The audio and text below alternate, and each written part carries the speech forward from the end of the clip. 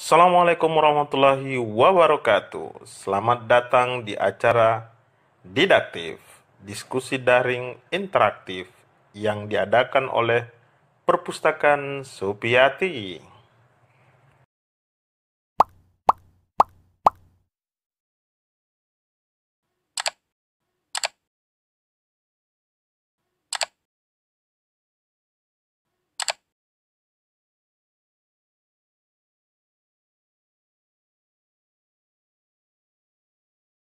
Ustaz, Betul, betul, saya betul, betul. Iya, saya siap, siap. saya mau bertanya Oh berkaitan iya, ini agak serius ini pembahasan iya. karena Oke, boleh, boleh. berdasarkan pengamatan saya dan saya pernah Iya, menonton salah satu acara tahu mungkin iya, stand up comedy iya, eh, betul. pada waktu itu ada acara roasting dan yang di roasting itu Iya, adalah salah satu anggota BNN. iya, iya, Dan yang iya. berkomentar itu, saya lupa siapa nama komikanya itu. Dia bilang Iya, gini, iya, iya. entah apa nama istilah psikologi yang dia maksudkan tempo hari, tapi ada Iya, konsep antitesis yang dihadirkan dalam prosesi iya, eh, apa kebiasaan kita di Indonesia belakangan. Misalnya gini, kita dilarang untuk merokok misalnya. Anak-anak yang iya, dilarang merokok itu sangat potensial untuk penasaran, hal yang dianggap tabu itu justru dia semakin penasaran untuk melakukannya. iya, iya, iya. Sama dengan misalnya pembelajaran bahasa bilang jauhi narkoba. Justru anak-anak semakin penasaran apa itu narkoba. Dia tahu, Iya, ini yang dimaksud narkoba, coba. Karena mereka mereka sederhananya bahwa tidak mau menjadi orang yang terbelakang, tidak tahu cerita itu, tidak tahu atau tidak paham tentang sesuatu itu. iya, iya, Sama iya. dengan pembelajaran hari ini kalau diinstruksikan bilang apalagi kalau kita berbicara tentang konsep misalnya apa ya dirikan terus salat apa segala macam, justru dia mencari bentuk antitesis yang Iya, tidak iya, iya. yang artinya mereka anti mainstream, yang Iya, kebiasaan iya, iya. positif itu tiba-tiba dia mau mencoba apa sih salahnya dengan hal yang tidak diinstruksikan kayak gitu, Ustaz. Iya, betul, betul. Kira-kira Iya. bagaimana melihat ini? Oke, terima kasih. Nah, justru kalau menurut saya disinilah apa namanya? Secara tidak langsung kita eh, disinilah pentingnya itu mengajarkan Sorry, Ustaz. berpikir kritis dengan, ya, silakan, berpikir kritis dengan anak-anak kita, ya, dengan fenomena cara berpikir yang anti mainstream. Sebenarnya di situ adalah kesempatan kita untuk meningkatkan level berpikir anak-anak kita. Ketika misalnya contohnya, ya, sebelum masuk kepada substansi pertanyaan Ustaz, ketika dulu orang belajar tentang teori konspirasi tentang corona misalnya, didesain seperti sedemikian rupa, diceritakan, menurut saya ini adalah kesempatan yang paling baik, ya, mendidik anak-anak kita. Silahkan percaya teori konspirasi tersebut, tetapi pada saat yang bersamaan kita tantang dia dengan pikiran yang minimal membuat dia itu berpikir apakah betul keyakinannya atau tidak. Nah, misalnya kita berikan logika sederhana, corona ini kan virus yang baru, ya. Nah, sementara HIV/AIDS itu adalah virus yang lama. Sekarang yang menjadi pertanyaannya, bagaimana mungkin, ya, virus yang lama yang belum ditemukan obatnya dalam bentuk virus HIV/AIDS misalnya, tetapi pada saat yang bersamaan kita akan bisa lebih cepat menemukan antivirus dari corona. Nah, sementara corona ini punya daya membunuh lebih cepat daripada HIV/AIDS. Kalau HIV/AIDS masih bisa bertahan 2 tahun, 3 tahun, ini corona bisa membunuh 1 hari, 2 hari, 3 hari. Nah, justru ini adalah kesempatan baik buat kita munculnya teori konspirasi, mendidik anak-anak kita untuk berpikir lebih kritis, ada cara pandang baru. Nah, demikian pula juga misalnya tentang larangan untuk merokok. Kan secara otomatis ketika anak-anak muda misalnya yang punya jiwa penasaran yang tinggi, maka secara otomatis ketika mereka dilarang merokok, maka termotivasi untuk melakukan tindakan merokok. Ketika anak dilarang untuk dilarang untuk jangan bolos, maka seperti saya dulu kelas 1 SMA itu, justru dengan siswa-siswa terdidik sekolah saya kami penasaran untuk melakukan loncat pagar yang kan? lebih dari Iya. 2. Itu fakta dan kenyataan yang harus saya akui. Ya, tetapi itu tadi sebenarnya tindakan itu sampai nekat dan bisa terjadi karena sesungguhnya larangannya itu kalau menurut saya dia hanya bersifat verbal, ya, hanya bersifat pamflet begitu, tidak sampai larangan yang bersifat reflektif. Nah, tidak bersifat, seandainya larangan kepada anak yang tidak baik itu mendorong anak, ya, bukan melihat apakah kita akan melakukan itu, tetapi mampu kepada dorongan reflektif apa makna buruk daripada tindakan tersebut, dalam kesadarannya muncul seperti itu, maka hal-hal yang disampaikan oleh komika itu tidak akan terjadi. Contohnya, pernah siswa saya sekitar 4 tahun yang lalu begitu. Saya bilang begini, kalian selama ini kan mensosialisasikan bahaya anti narkoba itu kan kepada kelompok perwakilan siswa yang anaknya pada dasarnya baik-baik. Kenapa kalian tidak balik? Seharusnya kalian itu kalau melakukan sosialisasi anti narkoba, target itu adalah kelompok yang beresiko tinggi. Siapa beresiko tinggi? Yang yang suka bolos yang suka tawuran lah. Harusnya kelompok itu yang kalian sasar. Kalau misalnya yang disasar hanyalah anak yang baik-baik, efeknya itu tidak terlalu signifikan. Nah, oleh karena itu bahkan siswa saya tersebut saya motivasi. Terus bagaimana caranya, Pak? Pergilah, saya bilang, ke wawancara itu para orang-orang yang di penjara. Jadi mereka betul-betul melakukan penelitian tentang orang yang di penjara kasus narkoba, dia wawancarai di rutannya, Pak. Nah, inilah yang mereka jadikan dasar untuk masuk kepada kelompok yang beresiko tinggi. Dengan demikian tadi proses sosialisasi nilai baik larangan maupun anjuran harus didorong sampai kepada hal-hal yang bersifat reflektif dan dilihat kelompok sasarannya. Kalau hal itu tidak kita lakukan, maka ya itu tadi boleh jadi seperti saya lah korbannya waktu di SMA kelas 10, ingin juga merasakan sensasi, ya, adrenalin melompat pagar yang sangat tinggi. Nah, akhirnya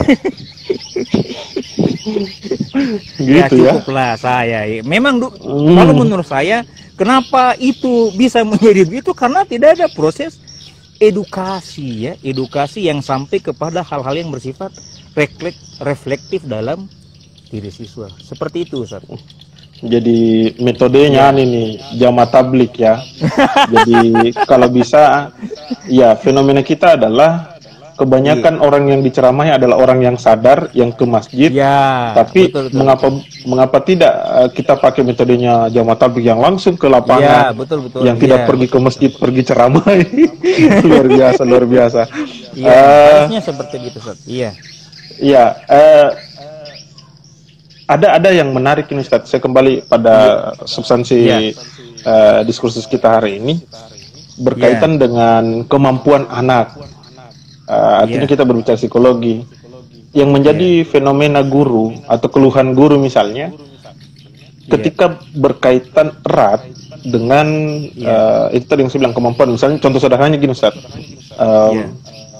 Ada anak yang kemampuannya sudah di atas rata-rata lah, kita sebut seperti itu. Tapi ada anak yang memang harus digembleng betul, padahal mereka dalam satu kelas. Apakah kemudian kita harus menunggu anak yang satu ini, ataukah kemudian kita bisa melanjutkan berdasarkan kemampuan anak yang sebelumnya, ataukah dengan kata lain, tuntutan kurikulum yang harus terpenuhi. Kata kuncinya adalah kok paham atau tidak, yang jelas harus penuhi dulu kurikulum lanjut ini. Terus. Lanjut terus atau gimana? Kira-kira kalau kita, Ustaz, pada posisi itu gimana kira-kira? Saya kira pemberian kategori smart learner, ada yang cepat belajar, ada yang lebih lambat belajar, ada yang sedang-sedang. Sebenarnya disitulah seorang guru, seperti saya katakan sebelumnya, dia harus punya kemampuan reflektif. Dia punya kemampuan untuk memahami situasi kelasnya. Kalau saya seharusnya proses belajar itu mengakomodasi sekaligus secara keseluruhan siswa. Jadi kita memilih metode pelajaran yang bisa mengakomodasi baik yang pembelajar cepat maupun pembelajar yang lambat.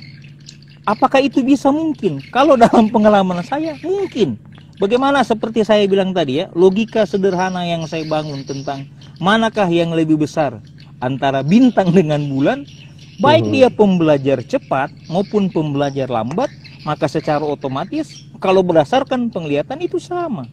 Nah, hal itu menunjukkan bahwasanya sebenarnya tugas guru adalah bukan untuk melayani satu kelompok saja, tidak melayani kelompok cepat, tidak hanya melayani kelompok menengah, tidak melayani kelompok bawah, tapi dia menciptakan sebuah situasi pembelajaran yang mampu mengakomodasi ketiga kelompok itu. Oleh karena itu, memang guru harus dituntut berinovasi dengan metodologi pembelajarannya agar bagaimana kelompok ini dipenuhi. Nah, itu yang pertama. Yang kedua, ketika misalnya itu sudah kita laksanakan dan pasti hasilnya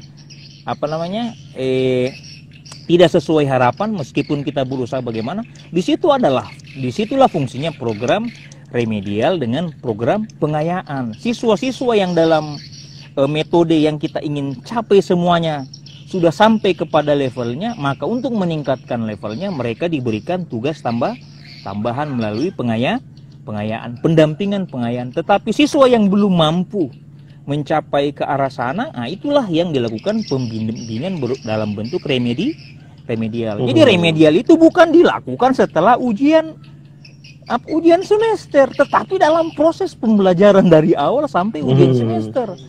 Disitulah kalau menurut saya kesalahan terbesar, bukan kesalahan terbesar, sebagian teman-teman pendidik kita masih seperti begitu. Dia menganggap remedial itu di belakang, padahal proses pendampingan itu tadi. Jadi proses belajar itu ada di dalam kelas. Buat yang sudah sangat maju kita siapkan program pengayaan, yang terlambat kita siapkan program remedial. Nah, tapi itu kan konsepnya, Ustadz ya. Ini adalah idealnya. Pertanyaannya apakah guru mau melakukan atau tidak? Ya lagi-lagi tergantung motivasi guru. Dia bilang, aduh, untuk apa lagi kita sibuk-sibuk mengurus urusan program remedial? Untuk apa lagi kita? Itu kan menambah pekerjaan. Gaji juga tidak bertambah. Untuk apa? Jadi akhirnya proses belajar itu yang sudah ideal dalam pandangan saya, pelaksanaan itu tadi tidak bisa terjadi karena memang lagi-lagi yang masih kurang itu adalah mentalitas atau daya juang dari guru-guru kita. Tabe, Sir. Oke, iya. Pertanyaan sederhananya, Ustadz, sepakat dengan tradisi tinggal kelas? Iya. Artinya tinggal kelas adalah sebuah konsekuensi yang harus diterima oleh peserta didik dikarenakan atau disebabkan beberapa pertimbangan, misalnya kehadiran, kemudian kemampuan kognitifnya yang bermasalah, dan seterusnya. Bagaimana menurut itu, Ustadz? Kalau saya ada dua jawaban ya. Ada kadang harus disepakati, kadang tidak harus disepakati.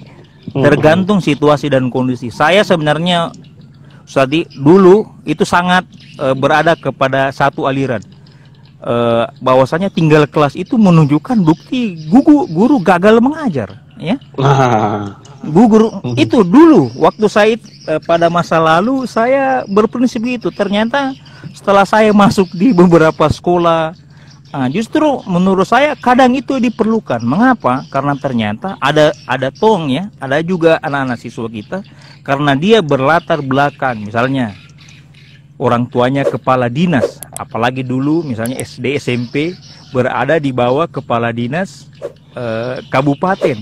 Dia anak kepala dinas, dia anak wakil bupati, dia cucunya bupati. Kemudian apakah dengan alasan latar belakang itu dia meremehkan proses belajar? Pertanyaannya, adakah guru yang mau punya keberanian untuk melawan situasi dan kondisi? Makanya akhirnya pandangan saya tinggal kelas itu menunjukkan kesalahan guru juga tidak selamanya benar. Nah, ternyata pendidikan kita ini sangat berkaitan dengan politik kebijakan di daerah di mana sekolah itu berada. Ketika misalnya sekolah semakin mengalami proses depolitisasi, tidak ada lagi proses politik, misalnya titipan nama pada saat penerimaan siswa baru, maka sekolah tersebut akan menjadi lebih baik. Tetapi ya dalam kenyataannya ya begitu, ideal pendidikan itu akan susah ditemui karena dalam kenyataannya lebih kaya lagi ternyata perspektif tentang pendidikan itu sendiri. Seperti itu, Ustaz. Iya, ada komentar dari Lacapila ID. Pasti tahu siapa orangnya. Narsumnya keren. Kalau kami tidak menggunakan istilah narsumber ya, kami menggunakan istilah bintang tamu. Bintang tamunya keren, hadir dengan wajah kultural, pakai songkok guru dan rambut gondrong. Ini luar biasa. Ini ada yang menarik, Ustaz. Ada pertanyaan dari Jeffrey Alfani, Jeffrey 3 Alfani. Sekadar info, beliau adalah guru juga, guru SMP di Kaltara, Kalimantan Utara. Jauh ya.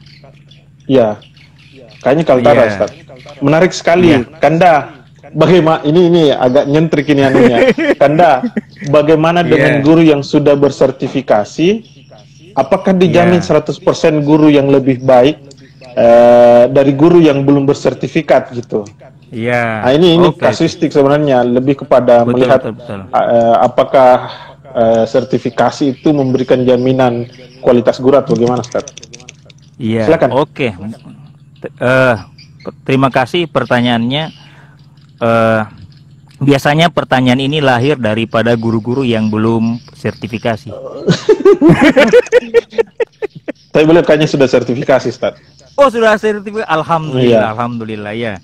Kalau sudah sertifikasi, alhamdulillah. Dalam kenyataannya, makanya saya bilang tadi, citra ideal pendidikan itu kalau dalam kenyataan sehari-harinya, ya justru menunjukkan banyak hal yang kontradiktif.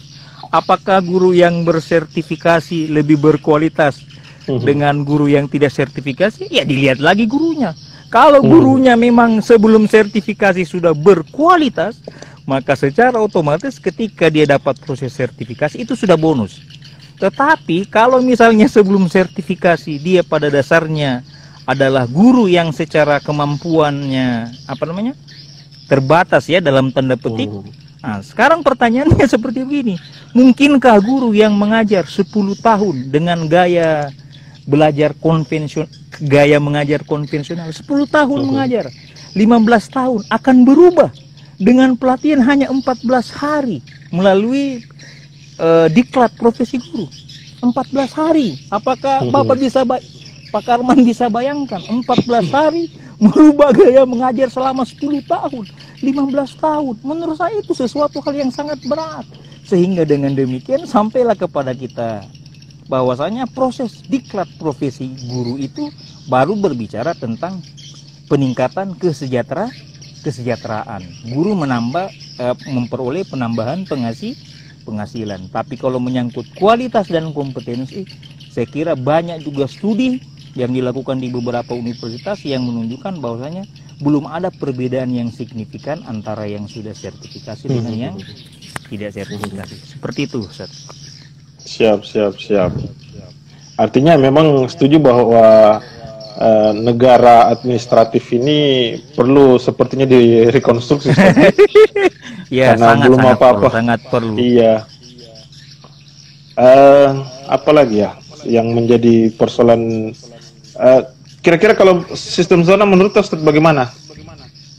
Iya. Sebenarnya di mana-mana setiap pilihan itu pasti punya konsekuensi.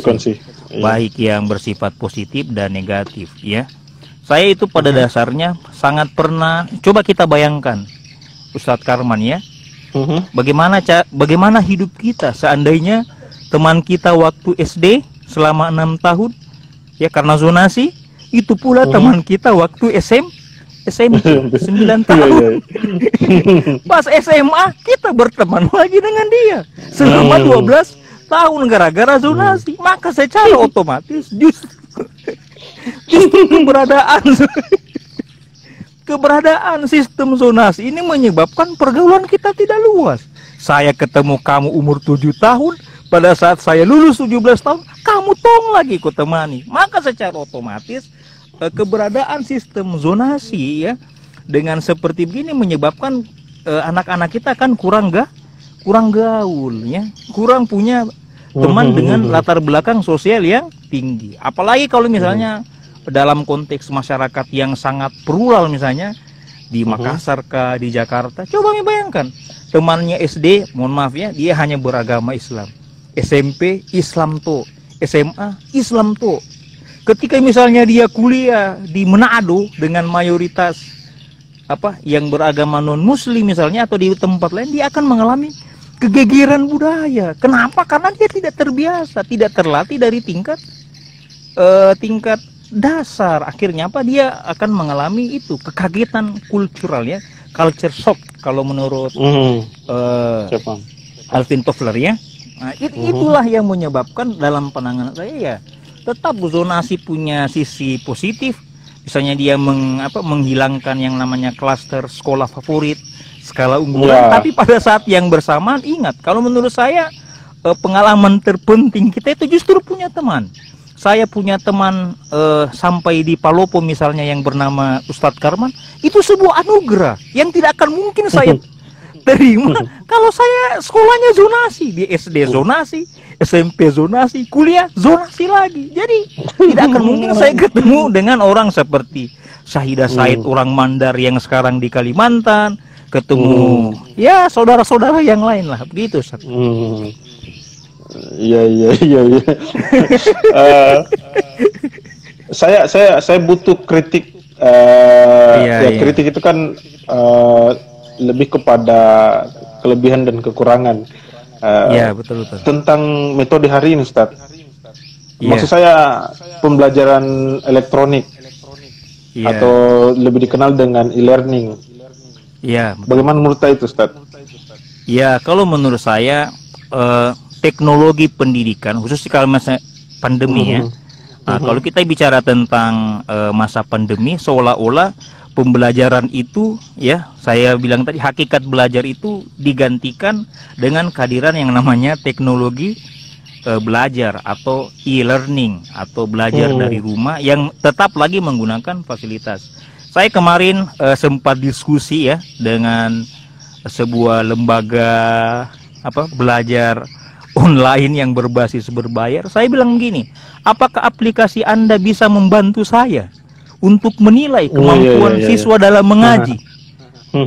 Jadi kemampuan siswa untuk mengaji itu tidak akan mungkin bisa diakomodasi oleh yang namanya teknologi. Jadi yang namanya teknologi pasti tetap punya keterbatasan.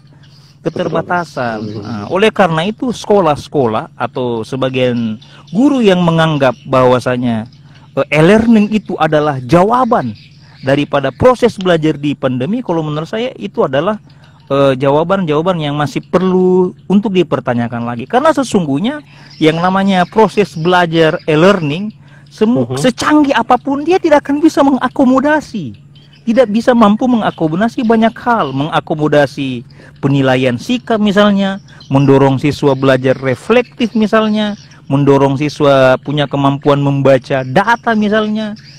Jadi tidak semuanya mampu difasilitasi oleh yang namanya teknologi belajar. Oleh karena itu, menurut saya teknologi belajar kita butuhkan sekedar alat. Pada dasarnya kembali lagi kepada guru sama pendidik. Kalau dosennya seperti Ustadz Andi Karman, gurunya seperti Kanda Syahidah Said misalnya yang di Kalimantan, mereka pasti akan menyelenggarakan proses belajar yang lebih baik. Dia memanfaatkan teknologi dan bukan menjadikan teknologi sebagai satu-satunya daripada pilihan untuk belajar. Gitu. Asik.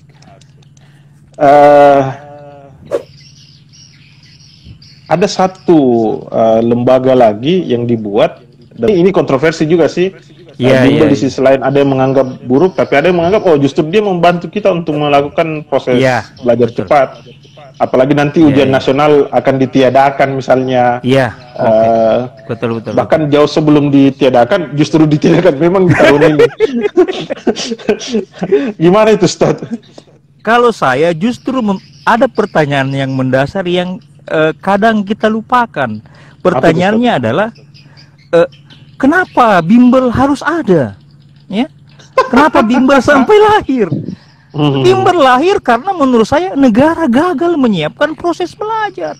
Seandainya proses belajar itu bersifat ideal, pemerintah dengan anggaran yang sangat banyak menyiapkan fasilitas belajar yang mumpuni, maka secara otomatis orang tua itu tidak perlu susah-susah lagi supaya anaknya mau lulus SBMPTN misalnya kan, masuk perguruan tinggi, harus menyiapkan kursus khusus, harus membayar aplikasi-aplikasi bimbel online seperti RJ, ya, mohon maaf tidak menyebutkan merek. Nah, itu menunjukkan bahwasanya sebenarnya pemerintah telah gagal. Seharusnya pemerintah kalau ada ruang-ruang kosong, ya, misalnya pemerintah menyelenggarakan pendidikan melalui sekolah, masih ada kurangnya, pemerintah juga harus hadir untuk itu. Nah, dengan kehadiran pemerintah, maka secara otomatis investasi orang tua kepada pendidikan anaknya berkurang untuk hal-hal tersebut, sehingga bisa diinvestasikan untuk hal-hal yang lain, membeli ribuan buku misalnya, menyiapkan fasilitas perpustakaan yang memadai di rumahnya masing-masing misalnya, itu jauh lebih bermanfaat. Sehingga dalam pandangan saya, kehadiran aplikasi-aplikasi berbayar misalnya, meskipun secara sepintas dia membantu, ya, pada saat musim pandemi ini, yang menjadi pertanyaannya, terus apakah negara lepas tanggung jawab? Kasih mau saja lembaga-lembaga yang berbayar itu, berikan mereka bantuan, sehingga lembaga tersebut yang menyelenggarakan fungsinya. Terus fungsi negara dalam hal ini apa gitu loh. Begitu kalau menurut pandangan saya. Artinya memang sangat kentar, Ustaz, ya, pembagian prosesi kapitalisasi pendidikan di negara kita. Saya mau bicara betul. Gitu ya. Ya, jadi proses pendidikan itu, coba misalnya kan dengan adanya lembaga bimbingan belajar, kan tidak ada lembaga bimbingan belajar gratis. Nah, bisa tidak negara memfasilitasi ada lembaga bimbingan yang kemampuannya setara dengan lembaga bimbingan yang lain, tapi dia gratis, tidak berbayar. Tetapi pada saat yang bersamaan, peserta didik di Indonesia bisa mengakses itu semua. Jadi ada proses belajar tambahan selain di sekolah yang menepang aspek sikap misalnya kan itu bimbel itu kan dia berkaitan dengan sesuatu yang tidak disiapkan secara penuh oleh sekolah. Menurut saya negara harus hadir seperti itu, harus ada bimbel gratis, yang bisa diakses oleh seluruh masyarakat. Yang dengan demikian maka secara otomatis saya bilang tadi, masyarakat itu kalau seperti modelnya sekarang yang bisa mengakses bimbel itu hanyalah kelompok kelas menengah ke atas. Betul. Tapi kalau misalnya ada bimbel yang gratis, misalnya aplikasi RG yang gratis, yang semua difasilitasi oleh negara, dan memang tanggung jawab dan kemampuan negara ada untuk itu, maka secara otomatis ya semuanya akan baik-baik saja. Cuma ya pertanyaannya, kenapa negara kita tidak memikirkan ke arah sana? Saya kira disitulah seperti yang Ustadz duga tadi, mungkin disinilah permainan para komparador pendidikan di negeri ini memainkan perannya. Iya ya, semakin mempertegas ketimpangan kita di Indonesia. Jadi rata-rata kelas menengah ke atas ikut bimbel, kualitas mereka semakin bagus, akhirnya mendapatkan kampus dan juga jurusan yang sesuai ekspektasi mereka. Mereka yang punya latar belakang tidak mampu, akhirnya mengalami kewalahan juga. Ujung-ujungnya ya kampus-kampus di bawah lah misalnya. Syukur-syukur kalau lanjut misalnya, Ustaz. Iya, betul. Ini menarik. Ada pertanyaan lagi, Ustaz. Jadi kita sudah mulai masuk pada konteks kurikulum ataukah gagasan pendidikan kita hari ini tentang guru merdeka. Nah, ini ada yang menarik, Ustaz. Dari Ustaz 1123. Jadi beliau ini kemarin juga yang termasuk jadi bintang tamu kami di acara budaya lokal versus budaya global. Siapakah guru-guru di Indonesia saat ini sudah siap menyandang predikat guru merdeka belajar? Kalau belum, apa kira-kira solusinya? Tapi Ustaz, mohon dijelaskan. Nah, kayak gitu, Ustaz. Oke. Iya, pertanyaannya saya kira sangat menarik. apakah guru Indonesia sudah merdeka, baik merdeka dalam mengajar ataukah merdeka dalam belajar? Ya, kalau kita yang berada di dunia apa namanya di dunia pendidikan yang bergelut, maka jawabannya pasti akan berbeda dengan dunia birokrasi ataukah dunia politik pemerintahan tingkat nasional ya. Saya berani mengatakan begitu. Soalnya seperti ini. Yang pertama misalnya hal yang sederhana saja ya. Apakah guru kita sudah siap? Sekarang misalnya pemerintah sudah menyatakan buat RPP, terserah kamu lah. Tidak usah terlalu banyak. Tidak usah terlalu banyak inilah itulah. Tetapi pada dasarnya guru-guru kita bertanya lagi, yang mana formatnya? Ketika guru ini melakukan ini, pengawas bilang tidak sesuai lagi dengan yang namanya tuntutan. Ini sebenarnya memang kadang bagus di hulunya ya, di kebijakan merdeka belajar sendiri itu bagus ya, tapi dalam kenyataannya itu lagi. Nah, itu yang pertama contohnya ya tentang RPP. Yang kedua, tentang penilaian. Guru-guru lagi masih bertanya, bagaimana ini saya akan memberikan nilai kepada siswa saya, tidak pernah masuk ya, dari 32 pertemuan hanya 2 kali masuk, tidak ada mengerjakan tugas. Kemudian pada saat semester dia tetap ikut semester meskipun di aturan KTSP misalnya siswa yang tidak hadir 30% itu tidak bisa ikut ujian semester. Itu biasa standar ya menjadi aturan sekolah. Tapi dia tetap masuk. Nah, pas tetap masuk dia juga, sekarang pertanyaannya apakah guru tersebut merdeka dalam memberikan nilai? Kalau pas siswa tersebut adalah ya mohon maaf ya anak pejabat politik di negeri ini.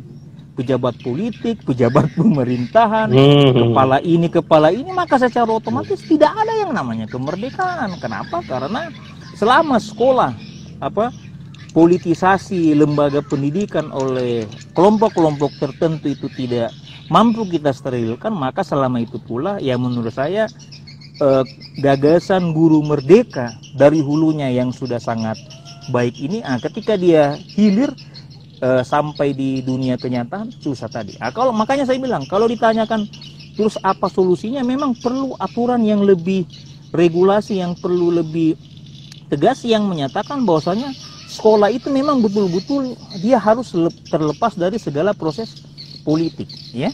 Penentuan kepala sekolah itu murni karena kompetensi, tidak boleh ada karena balas jasa politik. Dia sudah berjasa memenangkan di desa tertentu, sudah mampu mengumpulkan sekian, mereka menjadi kepala sekolah. Nah, ketika misalnya proses-proses politik seperti begitu masih terjadi di masyarakat kita, maka konsep sebagus apapun tentang misalnya gagasan guru merdeka dalam pandangan saya, dia hanya bagus di hulunya, tapi ketika kita melihat di kenyataan sehari-hari akan susah ditemukan. Begitu dalam pandangan saya.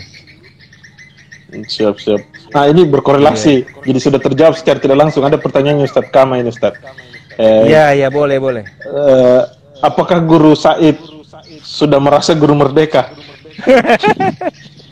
Saya pikir sebelum ada konsep guru merdeka, saya sudah merasa merdeka ya.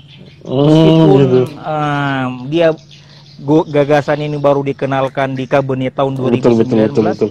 Dalam proses mengajar saya sudah merasa merdeka. Jadi saya mengajar bukan hanya semata-mata berdasarkan kurikulum, tapi ada proses reflektif ya, proses reflektif di dalam kelas, bahwasanya ketika guru mengajar di kelas, terserah guru itu mau mengarahkan ke arah mana. Mau mengarahkan siswa hanya kerjakan dia masuk, kayak anak-anak kerjakan tugas baru dia keluar misalnya kan, bukan di sekolah saya ya. Menurut cerita teman-teman yang lain banyak juga itu kan adalah itu boleh jadi akan menjadi konsep yang negatif tentang gagasan guru merdeka, Pak.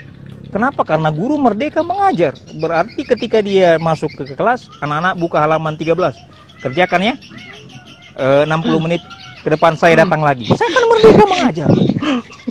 Siapa yang mau protes? Ini kan gagasan yang bisa saja terjadi di lingkungan masyarakat kita. Kalau terjadi, beda kalau misalnya dalam konteks pengalaman saya sendiri, Pak Kama, guru SMA 1 Bantaeng, pengalaman saya itu tadi. Jadi saya sudah merasa merdeka mengajar jauh sebelum adanya kebijakan merdeka belajar yang disampaikan oleh Menteri. Seperti itu Pak Andi Karman. Ini yang menarik sebenarnya, diksi merdeka Ustadz. Sampai-sampai kemarin saya juga mendiskusikannya dengan Kak Uli berkaitan mengapa bukan guru bebas. Artinya mengkomparasikan diksi merdeka dengan bebas itu hal yang fundamental. Artinya ya saya teringat saja dengan kajian kita di misalnya SC, mengapa kita tidak sekadar gagasannya si Paul Freire dalam menjelaskan sistem pendidikan yang membebaskan, tiba-tiba kita dipertautkan dengan konsep manusianya Ali Syariati. Kenapa agak filosofis ini pembahasannya? Iya. Tidak apa-apa. Artinya, ilmu-ilmu lama dipanggil kembali nih. Iya. Artinya memang teman-teman di HMMP itu sudah menggagas jauh sebelum hadirnya istilah guru merdeka, sudah jauh betul. Dibincang ini. Ini ada pertanyaan dari permintaan ini dari Lacapila ID, perlu diminta testimoni dari siswanya Ustadz Said atas pengakuan. Oh iya, harusnya begitu. Artinya ini juga yang menjadi perbincangan kemarin Ustadz berkaitan dengan sertifikasi guru. Kenapa sih kita memberikan tolok ukur terhadap pendidik itu berkaitan dengan portofolionya, kemudian apalagi sepak terjangnya mendapatkan sertifikat di luar, tapi kita tidak pernah meminta kepada peserta didiknya untuk kemudian bicara langsung bagaimana gurumu ini misalnya. Sama dengan di tempat bimbel Ustadz. Di bimbel itu ada beberapa yang menerapkan konsep, bahkan saya pernah di bimbel itu saya disuruh keluar sejenak untuk kemudian dilakukan, jadi mereka ditanya langsung, jadi siswa saya ditanya langsung tentang metode mengajar saya dan seterusnya. Jadi ada keterbukaan yang secara langsung, dan itu akan memengaruhi tindak lanjut dari guru itu. Itu menariknya. Apakah memang perlu seperti itu ataukah tidak perlu, Ustaz? Nah ini artinya agak-agak aneh nih. Nah ini ada pertanyaan lagi Ustaz Kama. Merdeka yang membebaskan, yang merdeka itu adalah sosok Pak Karman yang merdeka memilih pertanyaan apa saja boleh. Oh itu aslinya Ustaz, kalau saya yang jadi pembawa acara. Jadi terserah saya mau tanyai, dan bintang tamu saya harus menjawab dengan apa maunya. Nah inilah yang kemudian karena berkaitan dengan namanya didaktif, diskusi daring interaktif, berkaitan dengan pendidikan, jadi ini ngobrol, jadi dia tidak seperti seminar. Ada Dr. Arhanuddin, PhD. Oh gitu ya? Bergabung. Barusan bergabung. Saya bakal menyerang beliau nanti juga. Oh iya, Ustadz Arhanuddin nanti harus siap-siap. Ustadz Kama, pokoknya kita akan berbagi pengalaman. Jadi sudah Ustaz Kasman, Ustaz Said, Ustaz Aran, siap dan semua itu, siap semuanya. Insya Allah. Tiba-tiba kayak reunian saya ini. Tiba-tiba ingat basic, tiba-tiba ingat intermediate. Betul Kanda. Kenapa perbincangannya larinya ke sana? Kemerdekaan. Artinya kemerdekaan moderator. Gimana Ustaz? Nggak jelas tadi.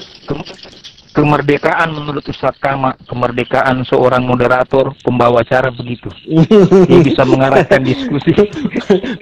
Terserah, pokoknya maunya. Ini acara saya, ini rumah saya, kayak begitu. Jadi bintang tamu saya, kita mengklaim bahwa dia pakar atau dia ahli atau dia kompeten di bidangnya. Itu Ustadz Kama juga. Karena sesuai dengan kesepakatan saya dengan Ustaz Said sebelumnya bahwa saya sebenarnya mau menelusuri konsep pengajaran agama Islam di sekolah. Dia merekomendasikan Ustaz Kama. Saya pikir ini sudah pukul berapa ini? Dan sudah menit ke-41. Kita butuh semacam harapan Ustaz Said ke depan ada. Saya butuh gagasan tak berkaitan dengan masa depan pendidikan kita, khususnya untuk mengembalikan tradisi belajar yang produktif itu yang bagaimana, seperti yang digambarkan tadi dengan konsep reflektif dan sebagainya. Mungkin itu Ustaz, kita butuh penjelasan hal demikian. Silakan. Iya, oke. Alhamdulillah, diskusi yang sangat menarik dengan audiens juga yang sangat tampan, rupawan dan cantik semuanya. Akhirnya kita segala sesuatu yang punya awal pada akhirnya akan berakhir juga. Dan saya diminta untuk mencoba menyimpulkan beberapa pokok bahan diskusi kita. Yang pertama, terhadap pertanyaan terakhir, mengapa siswa tidak punya hak untuk memberikan penilaian kepada guru? Terhadap kasus ini, Ustadz Karman, saya justru punya banyak banyak cerita menarik di dunia pendidikan sebagai praktisi. Justru ketika di sekolah kami bukan di sekolah kami, ada di sebuah sekolah, pada umumnya begitu. Ketika misalnya guru, siswa diberikan penilaian, apakah gurunya rajin mengajar, bagus tidak mengajar, maka sebenarnya setelah penilaian terhadap guru itu didengar oleh guru bersangkutan, dia akan masuk ke kelas melakukan semacam intimidasi. Kamu ini sudah saya berikan nilai yang tinggi, saya sudah saya sudah toleransi, kenapa kamu memberikan penilaian yang negatif kepada saya? Itu kenyataan dan banyak terjadi di beberapa sekolah saya.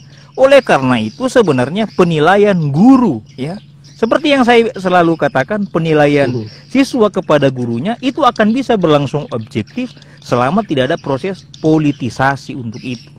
Sekolah harus mengalami depolitisasi sehingga seluruh harapan-harapan ideal yang kita harapkan bisa terlaksana. Itu yang pertama. Yang kedua, kita memang perlu kembali menggali makna hakikat belajar itu sendiri, sehingga sehingga belajar ini itu menjadi sebuah aktivitas yang kita selalu tertarik melakukannya dan harus dilakukan oleh semua pihak.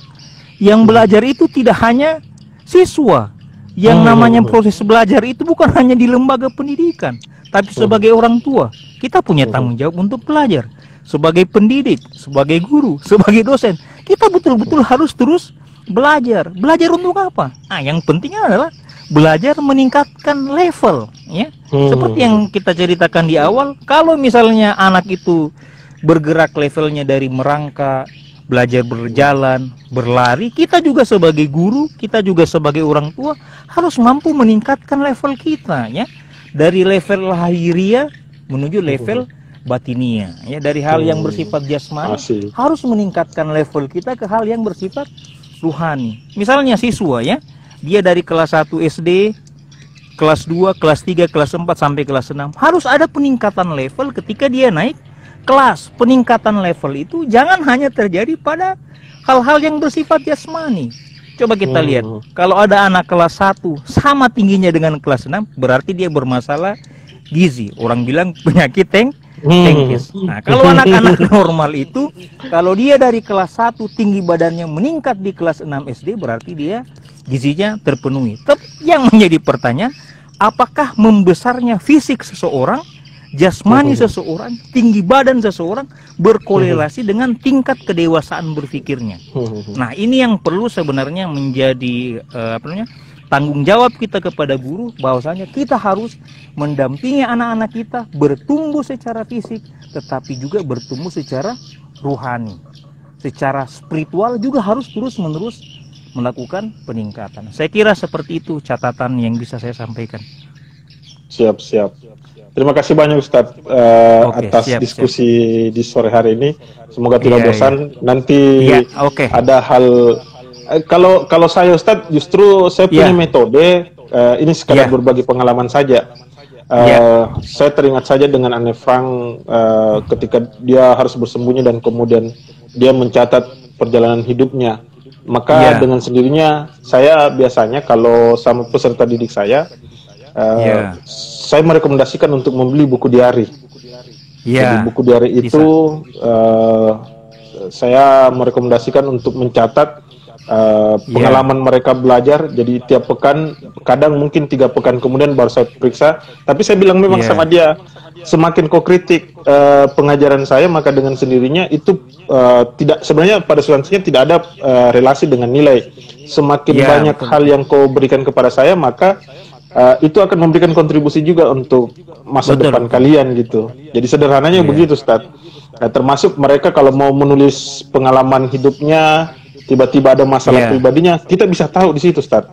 Karena kebanyakan, apalagi pengalaman saya kemarin di Makassar, banyak peserta didik saya yang memang rata-rata orang yang broken home, dan di situ banyak. Jadi ternyata menjadi pendidik itu tidak sekadar mentransfer ilmu, tapi memang kita tiba-tiba menjadi orang tua di situ. Luar biasa. Berarti nanti dengan pendekatan di hari ini, Kanda Andi Karman akan melahirkan sosok-sosok Sokogi baru atau Ahmad Wahid. Karena sesungguhnya catatan demonstran catatan seorang demonstran, pergolakan pemikiran Islam itu kan semuanya diari, catatan harian. Berarti secara otomatis memang pendekatan membiasakan anak untuk menulis diari, saya persiapan mendidik calon-calon aktivis baik aktivis gerakan maupun aktivis pemikiran. Saya kira saya ucapkan selamat atas inovasinya. Artinya berbagi pengalaman saja, Ustadz, karena ada teman memang yang pakai metode itu. Terima kasih banyak, Ustadz. Salam buat keluarga di Takalar. Ada salam hangat. Saya sebenarnya lagi di Ustadz, lagi di Kolaka Utara, di tempatnya istri. Padahal saya sudah bilang Palopo terus dari tadi. Artinya tempat saya memang di Palopo, Perpustakaan Sepiati itu di Palopo. Iya, itu kau bilang. Semuanya beralamatkan di Palopo, hanya untuk sementara karena di sini kebetulan tugas istri saya. Iya. Alhamdulillah. Terima kasih banyak, Ustadz. Sekali lagi terima kasih atas pembagian pengalaman, keilmuannya. Apa ini? Ustadz Kamarudin menjadi orang tua padahal memang sudah tua. Padahal rambut Ustadz kami ini sobanya putih, sudah memutih sama semuanya. Dengan saya, Ustadz, sebenarnya sudah semakin banyak. Saya curiga waktu di YLK2 beliau pindahkan rambut putihnya ke saya itu. Kalau patut di tapi sebenarnya alasan paling bagus kalau ditanya kenapa semakin banyak rambut putihnya, karena sering makan ikan bolu, jadi tulangnya ikut juga. Nah, ini tulang cocologinya. Demikian pertemuan kita hari ini, diskusi kita dengan Ustadz Said. Sekadar info, kalau teman-teman mau nanti bisa kalau mau menonton versi yang sudah mengalami pengeditan, itu boleh. Bisa nanti di YouTube, di kanal YouTube saya Andi Karman. Teman-teman yang mau follow Instagram guru_Said, Zaid. Nah, itu pembicara kita. Jadi kalau ada yang mau tanya-tanya, silakan untuk lebih detailnya gitu. Nanti insya Allah di YouTube juga kami akan sodorkan nama beliau di Instagram. Terima kasih untuk Ustadz Said. Demikian pertemuan kita. Billahi taufiq wal hidayah. Assalamualaikum warahmatullahi wabarakatuh. Waalaikumsalam warahmatullahi wabarakatuh.